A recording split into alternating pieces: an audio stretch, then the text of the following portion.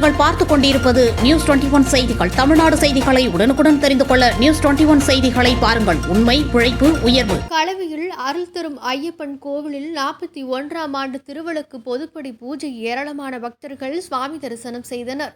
ராணிப்பேட்டை மாவட்டம் களவை அகரம் சாலையில் உள்ள அருள் தரும் ஐயப்பன் கோவிலில் 41ஆம் ஆண்டு திருவிளக்கு பொதுப்படி பூஜை நடைபெற்றது. இதில் மூலவர் அருள் தரும் ஐயப்பனுக்கு பல்வேறு வாசனை கலந்த திரவியங்களால் அபிஷேகமும் வண்ண மலர்கள் கொண்டு சந்தன காப்பு அலங்காரம் செய்து மகா பஞ்ச கற்பூர தீபாராதனை காட்டப்பட்டது. மேலும் ஏராளமான பக்தர்கள் கலந்து கொண்டு சுவாமியை தரிசனம் செய்தனர்.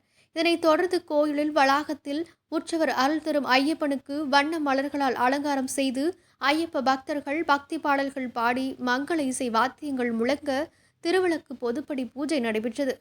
மேலும் ஐயப்ப பக்தர்கள் பொதுமக்கள் ஏராளமானோர் கலந்து கொண்டு சுவாமியை தரிசனம் செய்தனர். கோயில் சார்பில் காலை முதல் இரவு வரை பொதுமக்களுக்கு அன்னதானம் நடைபெற்றது என்பது குறிப்பிடத்தக்கது. ராணிப்பேட்டை மாவட்ட செய்தியாளர் பாஸ்கர்.